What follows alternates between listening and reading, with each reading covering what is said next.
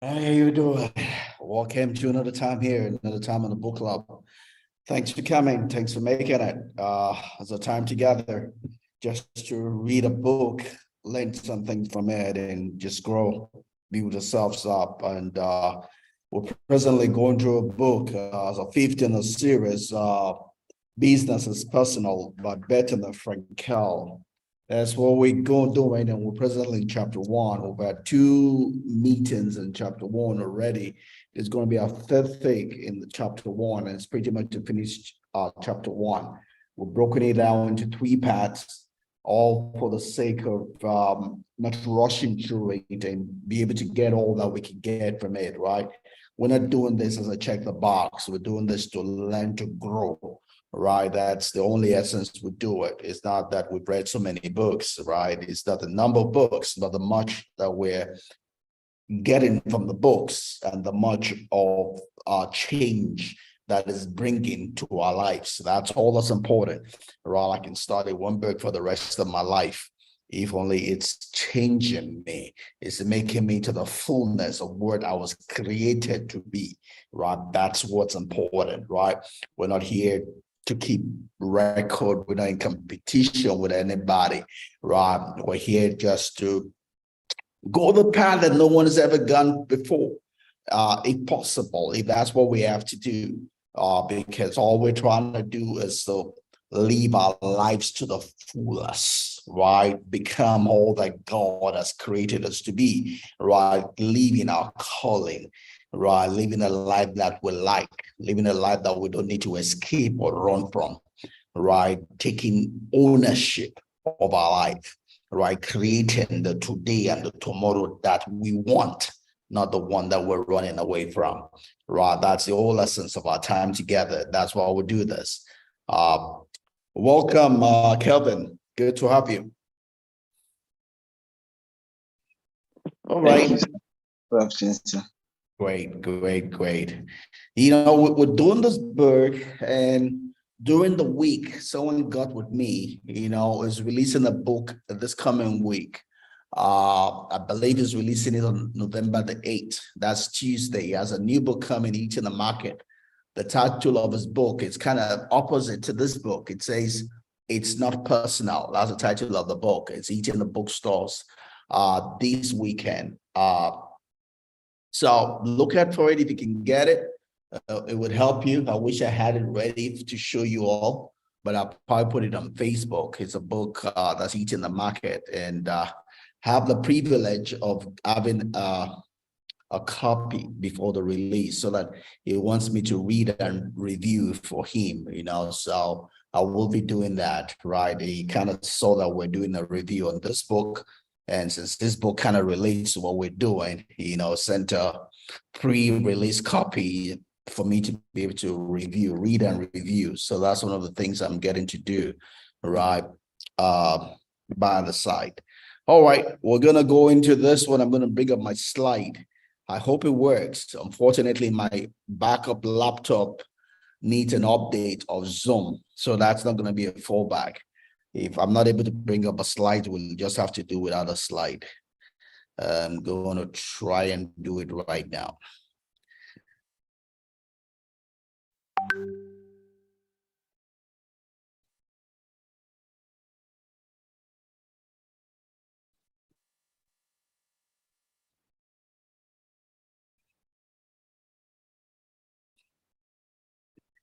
All right, the first trial did not work. I'm going to try another one.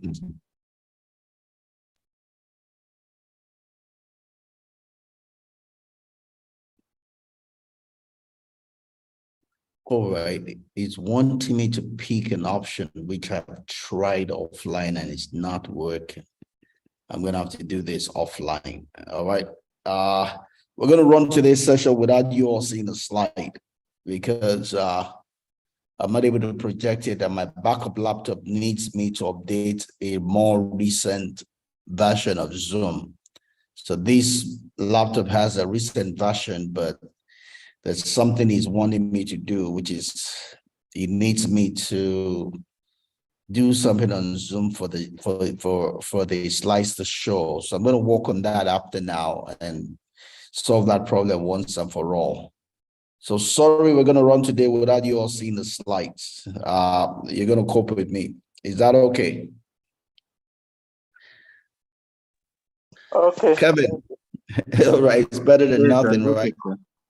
All right, we'll do that. All right. So all things work together for good. All right. Feel free to stop me at any time and we can go through anything that you're not saying. All right, pretty much we've talked about the book that we're getting to read. And pretty much the outlook we have is we're done with chapter 1 today. Next week we'll do chapter 2. I've gone ahead to estimate chapter 2 ahead of time. I think we'll be done with it in 2 weeks. So we'll do it 13, 20th, go to chapter 3, maybe do it 27th and 4th of December, then go to chapter 4, do it 11th and 18th of December. 25th is a Sunday, so we're not going to be doing this on a Christmas day. So we're going to take a break 25th, and the 1st also is a Sunday. So we're going to be off doing it 2 Sundays, which is the last Sunday of this year, which is January 1st. We'll come back on the 8th of.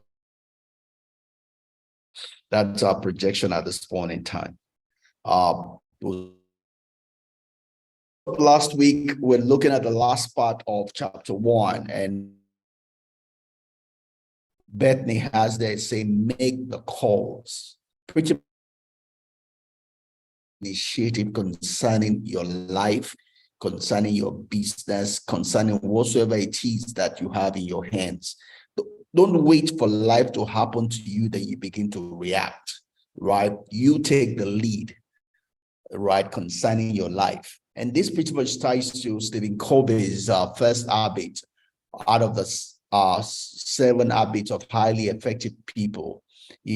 First habit in that list is be proactive, take charge, take ownership of your life. Unfortunately, people who want to use us, right, teach us not to take charge of our life. They teach us to depend on them. They make us useless. So that's why people commit suicide. Because for as long as people are teaching you to depend on them, you are not building in yourself what we call resilience. You're not building strength in yourself. For as long as the responsibility of your life lies in someone else, there's weakling, right? You have not seen life. You have not faced, right? So a lot of us raise children, raising adults. Parenting is about children, not raising people that always depend on you. They want to do something, they have to call daddy. Oh, yeah. The one guiding their life because mistake. They are meant to make. If they don't make mistakes, they won't grow. They won't make mistakes. Life is for people that make experimenting. You are not going to grow unless you experiment life. The one that works for you, right?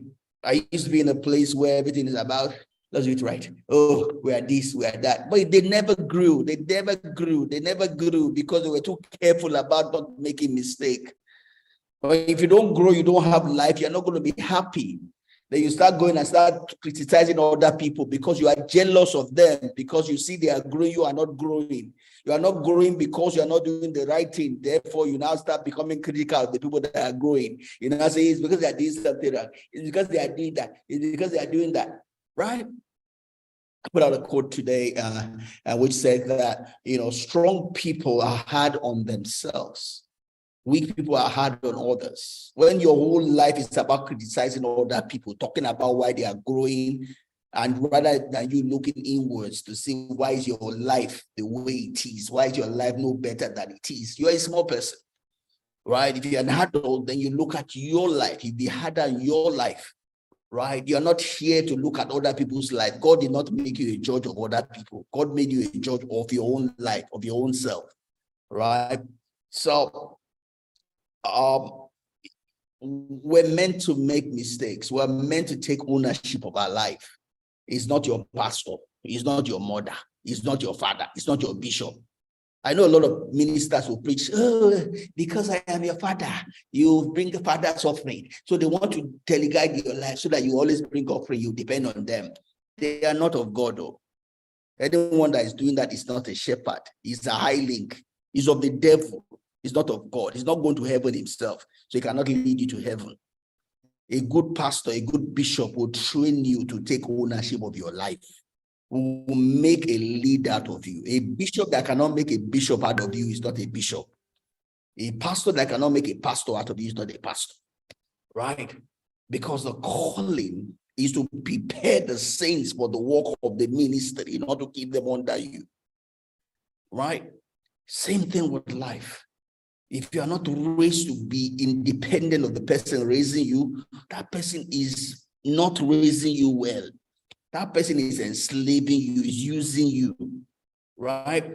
So life is about taking initiative, taking ownership of whatsoever it is that is in your hands, right? Your own life, starting with your business, your education, everything that concerns you moving forward, you have to take ownership of it. Yes, it is understood when you are young. Yes, you are dependent, but you cannot be dependent all the days of your life, right? Like Jim Collins will tell us, that's the reason why the size of the chair in each class is different. When you are in nursery school, the chairs they use there, they are so small that when you grow older, they cannot fit you. There's a reason why there's a reason why they don't use big chairs in small classes. It's because at some point in time, you outgrow that place. Whether you pass or fail, you are supposed to move, right? You are supposed to know better and grow. That is the same way with life. There are things that life will accommodate at a smaller age, at a smaller time.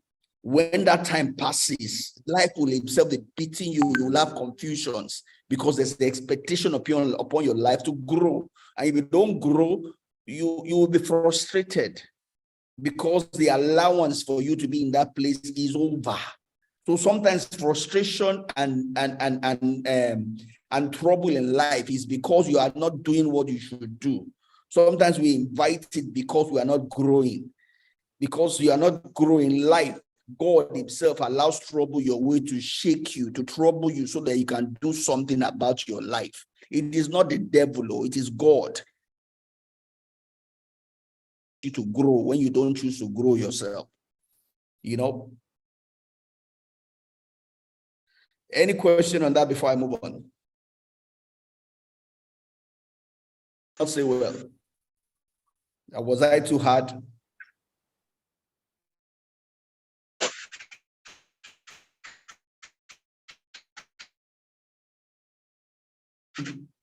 Was I too hard? All right. Well, we're waiting on top. Kevin.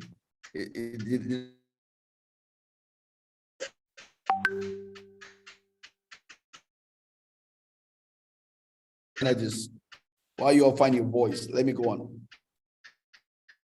Feel free to chat if your voice audio is not working. All right. So, but that's life. Life where God created life that every one of us will be proactive. That's why when he created man, he called him a living soul. A soul that is living, a soul that has life, not a dead soul, a soul that has life in it. Don't forget, in the soul is our will, is our intellect, is our emotion, right? Is our ability to make decisions, right? Our ability to make decisions. A person that does not make decision is a dead soul, is not a living soul, a dead soul, a dead soul. God did not create a dead soul. He created a living soul, a soul that is able to make decisions, a soul that does not react to life, a soul that can look ahead to life and make the right decision for his sailing, for his betterment, for its increase. That is what God created. Anything less than that, we're living less than God's intent and purpose for our life. And we're not going to be happy. We're not going to be achieving, right? We're not going to be fulfilled when we do that, right? So life is about taking charge, taking initiative, taking responsibility. The other day I was sharing something on Facebook. The person called me, but I don't be able to call him back because I was saying the fact that he was partially, and I was trying to give excuses around that.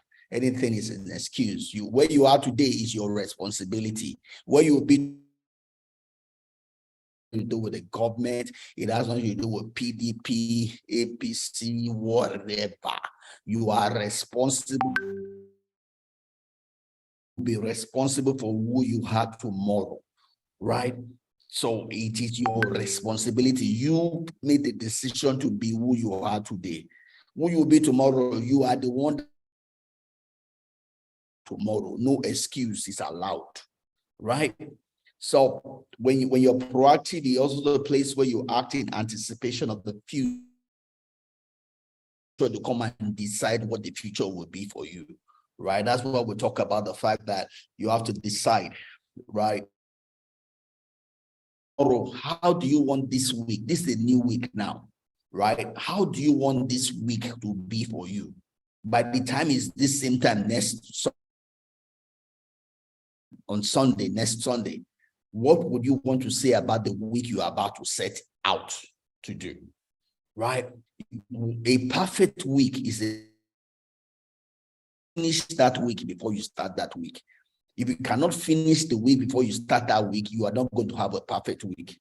You have to decide ahead of time, how will my Monday, how will my Wednesday be? How will my Thursday be? How will my Friday be? How will my Saturday be? How will my Sunday be?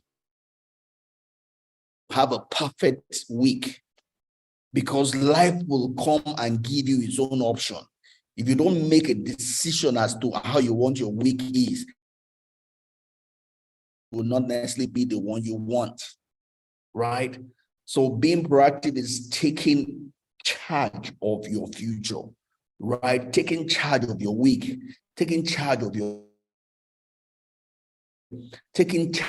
next 5 years, your next 10 years, your next 20 years, taking charge of your life as a whole. You have to ask yourself, when I'm there on that dying, who I want to be when I'm on that dying bed? What kind of life am I leaving behind when I am on that dying bed? If you don't make that decision, you will not have a perfect life.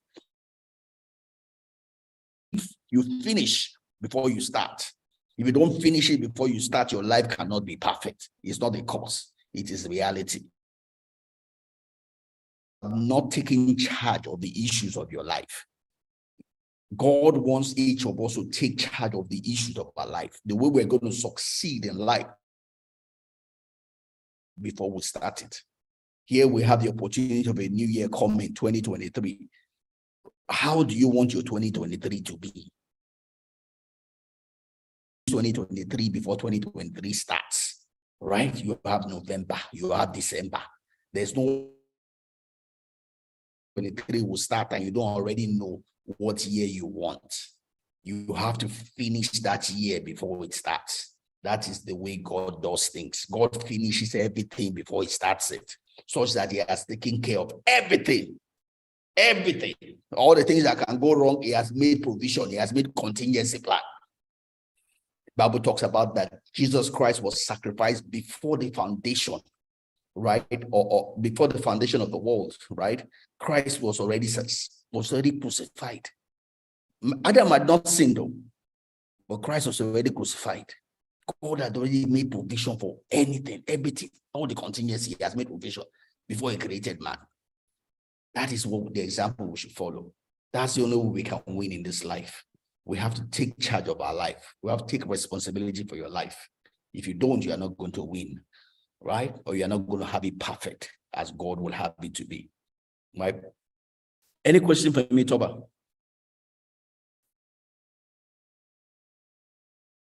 All right. No, you're flowing along me. Yes, yes, of course. All right, great. Any questions? So you say, all right, no question. I've not said anything that confuses you so far. Of course, they are planning ahead of the week.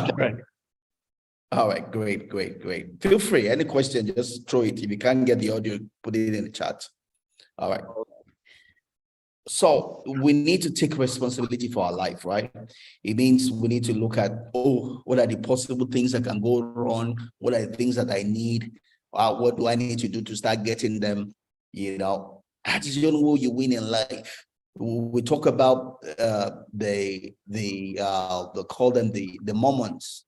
The Mormons built roads in Utah when they were only just going on wagons. But there were strong enough roads that when cars were built, cars could use the same road, right? They thought ahead of themselves, right? Don't just be too focused on the now.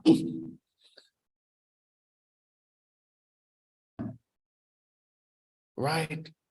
Long term. That is the essence of the parable of the. What is saying don't just be short term, be long term also. Don't just be long term, be short term also. It's not the all. It's not short term or long term. It's short term and long term. He says he'll be like a thief in the night. We don't everything as if it's going to come today. At the same time, to be ready for tomorrow. So we are prepared. And that has to be the way we plan every. Short term.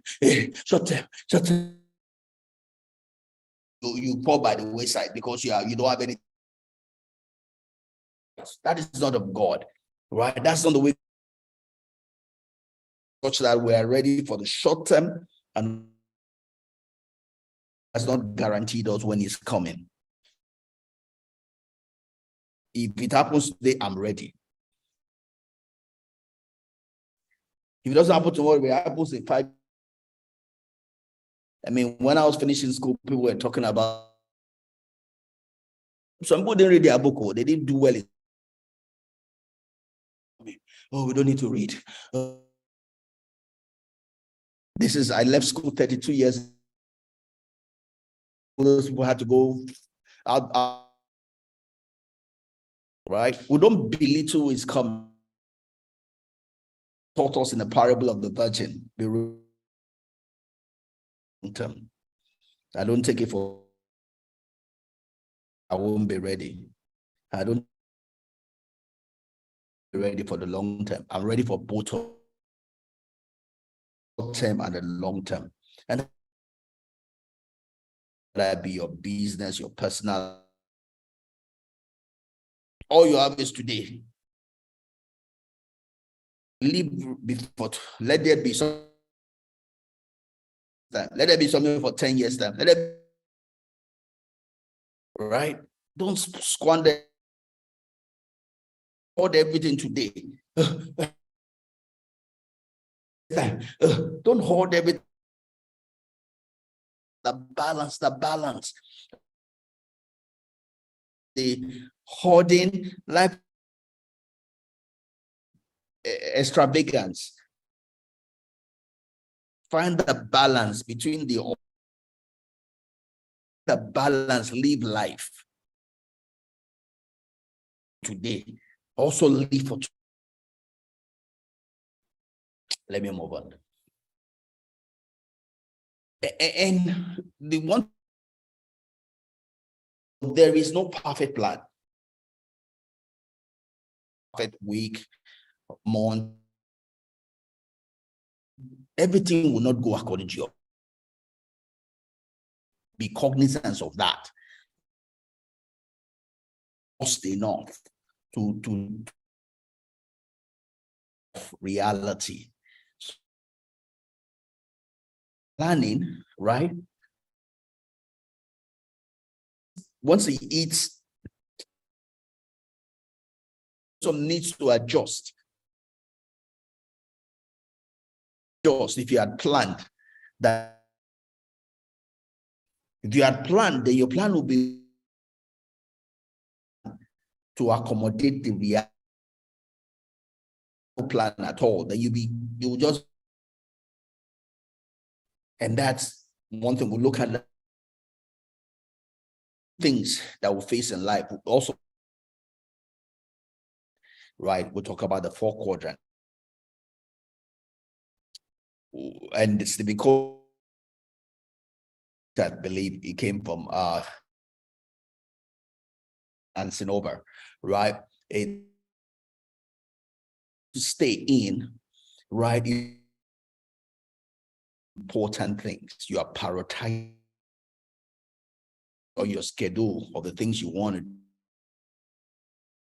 You are not just doing things under your schedule. You into the priority, how important. Say generally that after God is not your pastor, it's not your wife either, it's your important person in your life is God, is you. God is the most important person in your life. Because if you are not alive, you cannot do any other. After you, hopefully, should be your wife. Then any other person, whether be your right. But you should, according to that, what you have chosen to be your priority. It doesn't have any more time in church than with your wife, and you will get the result. Any more time with friends. Your friends is more important than your bank. Like God would say, I am not mocked. Whatever you put into life, that's what you could not be bothered. Life is neutral. You put in. Life is not fair. Me in a sense, very fair, right? It doesn't look at who you are. It gives you according to the seed that you put. That's what you will reap, right?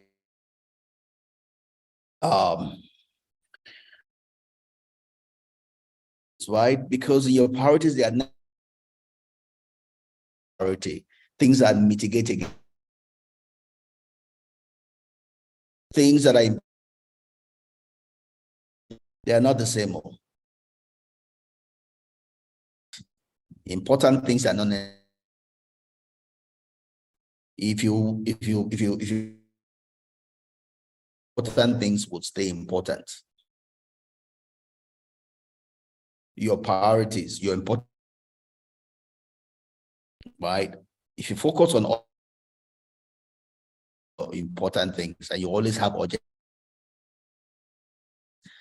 some of your important things mode or your life. Live life is to focus on your important things. The urgent things are not becoming urgent. Just lead by focusing on the important things in your life. Important in my life is a personal question for yourself. So what is important? You should do so and so. Because so life is about doing what everybody is doing. What is your mission? What is your vision? That will make my mission. Those become the important things in areas of your life. You have urgent things in your life. allow another person's lack of own schedule. Trying to cause their, you have to learn confusion to come and go. Right? You're the master of your life. Everybody for their own life. Or should I go ahead?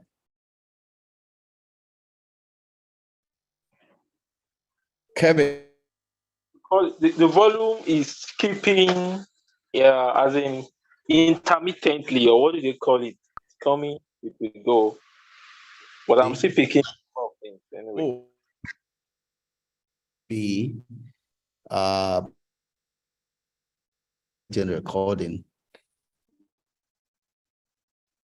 Record this on the cloud. So that will give me a back. All right. Well, oh, so I'm hoping that would help. Question for me? Anything you need me just?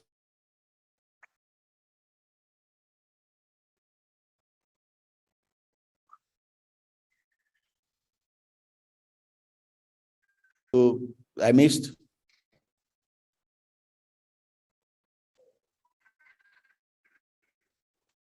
It's finding his voice. I'm gonna go ahead.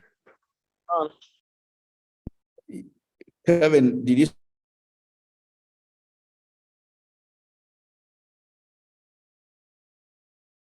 Oh, you know, and call, meaning that and initiative. You go for whatsoever make it work for you. Make you mistake, which I because we're there. Let's talk to the people. And one of the days we went out there, we just I went to see the permanent secretary. I don't know him from Adam. And we're able to see him. I mean, you'll be so if you take the step towards doing it. With the permanent secretary, we had didn't even have to book an appointment, you know. The director in charge of any, you know, we didn't meet. We made a call. Surprised what you can get if you take this. We stopped at the FIRS those tax issues. Looking at possible problems and we're right now, you know, and responsibility for whatever it is that's in your hands, you know. Seek for knowledge where you don't know. I mean, I had no clue. In this same last year, no clue of what today I had no clue. The idea of what we're going to do. We've learned coming here, we had someone come to our farm, yes. But we only done it for 1 year. We've done what people do for 10 years. We focus on the right thing. And then we're growing, you know. But we're hoping, you know, to learning and doing the right things, experimenting. And it can only get better, right? It can only get better, you know. Anyways, Kevin, anything to say before I move on?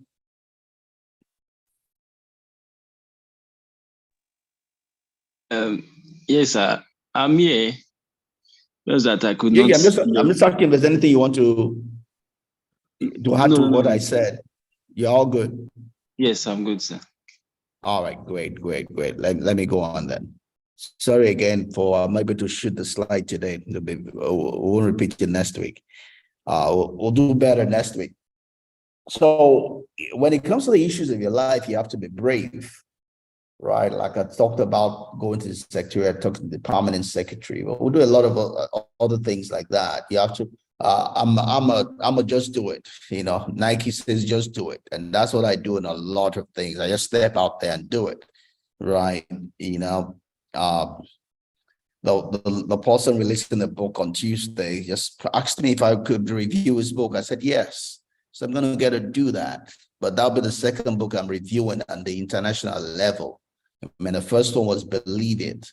You know, the lady was asking for people. I chose to do it, you know, and engaged with her. She promoted the book.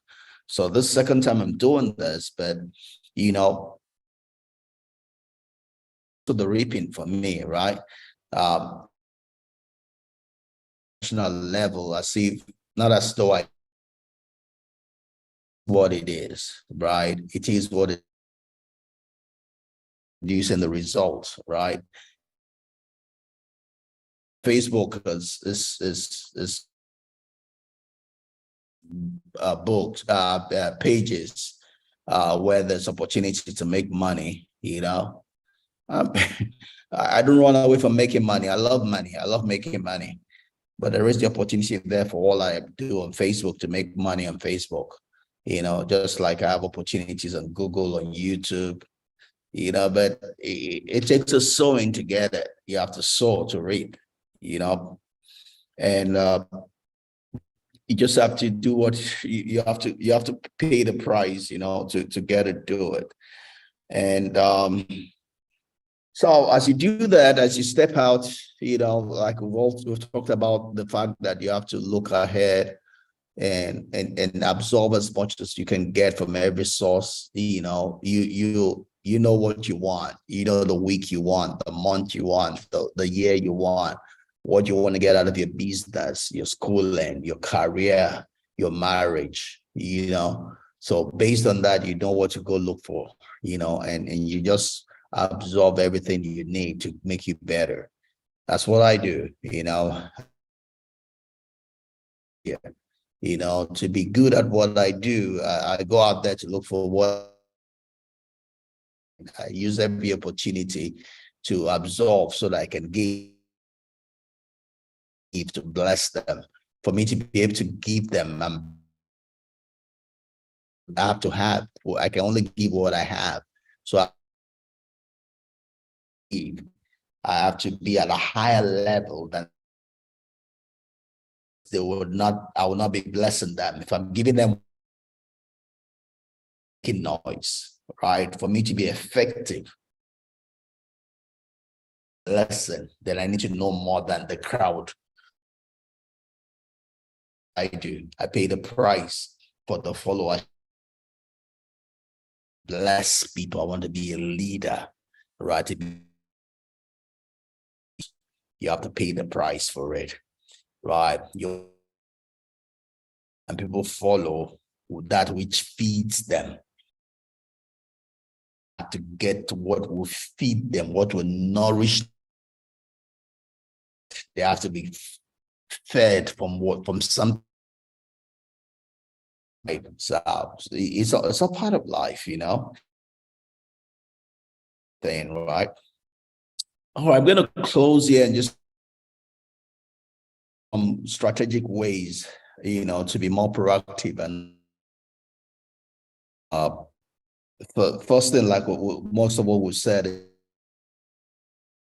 right? Yesterday we're talking about planting pineapple. You know, it's like it's going to take 2-3 years for it to mature and for it is the price to pay in the sell, right? I'm not in the farming business, right? I'm investing money there for the long term. It would take to reap does not discourage me because and the long term. Some things were long term, in the short term, so that we don't run out of money. So make sure we don't run out of money. We're doing things in the long term to make sure that we don't run out of business, right? It's all part of the plan, right? So you're not just focus on one, right? Like I give an example of the Mormons in Oto. The roads they built were good enough that they didn't have to change the road when they converted from wagons to automobile, right? They were long-term in thinking. They were thinking long-term, right? Not just what would satisfy us now. JF Kennedy made the decision, let's go to the moon, right? It wasn't something that they could do immediately. They had to do a lot of experimenting and years of doing that to be able to get there. But that long-term thinking created the civilization that got them to the moon, right? So if you're going to make it in this life, it's not just about this year. It's not about this week. You know, you got to think about the long term. When I leave this life, how do I want to live? How do I want to die? Right. When I know how I want to die, then I then start from the short term. What do I need to do today? Start doing today. What can I do today so that I can achieve the long? That's the way you take over your life. That's the way you have mastery over life, right? Over life, right? You have to seek to understand, right? Life is about people, right? Live life on our own. None of us can survive on our own. With other people, learn how to connect with other people. So people in marriage and relationship, right? It's not because they don't love how to live together, how to understand one another.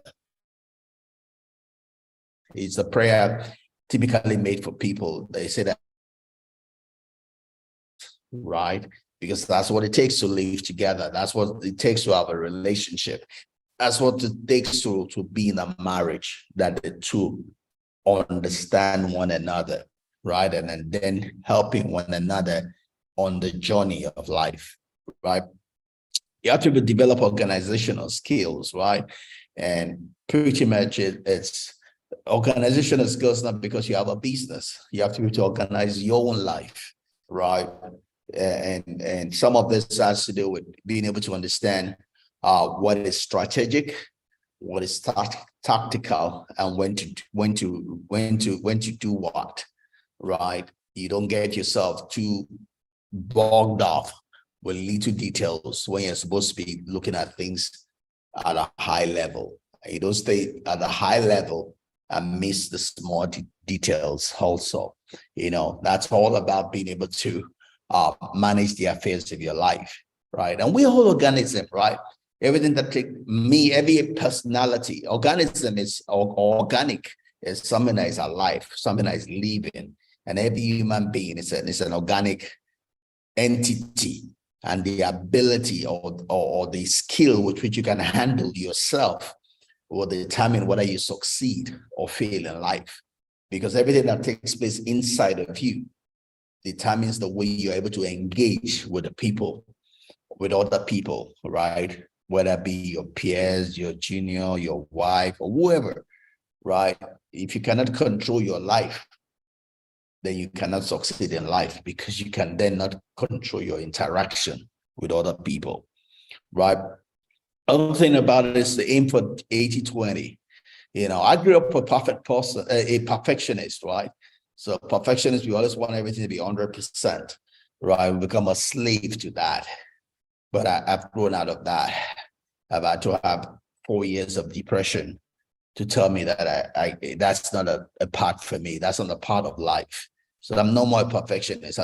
I see have a very high work ethic, but if it's not perfect, it's not perfect. I'm not gonna kill myself over it. I do my best, but after I've done my best, that's all I can give. I'm not gonna kill myself because of what someone thinks about what I've done, right? So, but then also another part of it is being able to know how to schedule your time, right? You know how to plan your time. And this has to do with time management, has to do with important and urgent that we spoke earlier on. Dwight, who was the 34th president of the US, talks about the need to be able to focus 80% of your time, right, on the things you would normally do, and finding 20% to be able to plan, how to improve and get better at life. More like 20% is focused on 3% is focused on doing important things in your life, getting the right balance, and that keeps you on a proactive level. Yeah, pretty much. And also talks about the need to be open to ideas, not to be locked up, not to think that I know it all, right? A person that thinks I know it all is a person who knows already the future. And for a pessimist, the future is always dark, right? Yeah. For God, for miracles, because life is about miracles, right? No matter how bad, opportunity for you to get better, right? So don't close your mind to things we get. Talk about, answering Kevin's question last Sunday on the difference between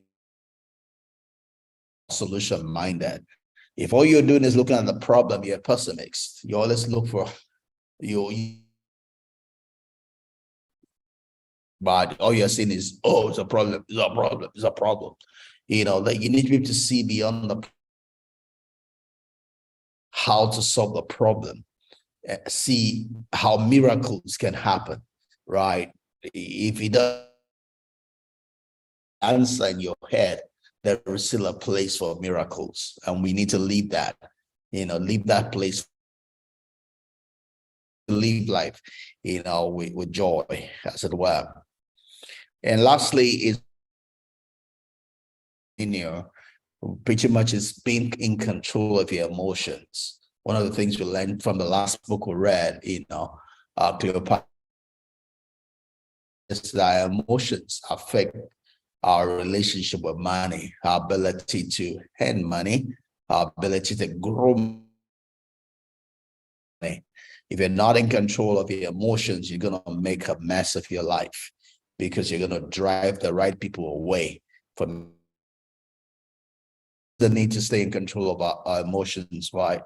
And Mickey Markovic talks about that proactive lead, loyal, they're integrity filled, they're straightforward, they're calm, they're direct, and they're thoughtful, right? They're pretty much in control of their life. Scripture will tell us that it's like a city without walls, right? But when you're in control of your spirit, then you're guarded, you're protected, live life rightly. Let me just check. So Kevin, I'm on the live slide, and the next part of this. Any question, anything you want to kill it with the last slide?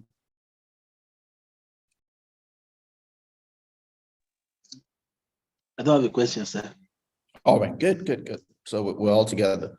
All right. So the last slide just talks about to have the right energy, right? I have a book that I'm working on. The book is I Am Energy, right? It's having the right energy. And anyone that knows me knows that I have a lot of energy. Bubbly person. That's just my life, right? Enthusiasm is the word in. Enthusiasm, for long as there's a God in within, have energy to live by. People you attract, as it were, push energy. You're gonna attract. It's just like we'll say again, if you're happy, sorrowful, you attract sorrowfulness. Life is not about PT. Life will then bring happiness. Attract who you are. You attract. So it's a law of attraction. You gotta give out happiness. If you want joy, you got nature is not, so then you then go to energy alive. Whatever you give out is what you get. All I have for this chapter that ends next Sunday. We're going to shut this down.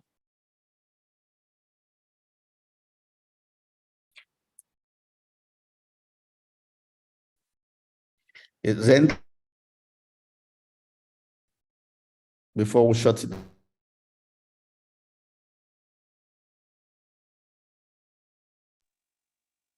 Hearing your voice. I didn't get the last part. It was breaking. Keep your energy right. You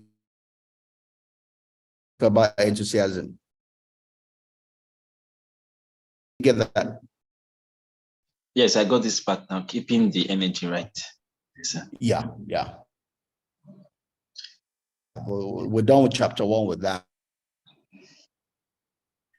So unless you have a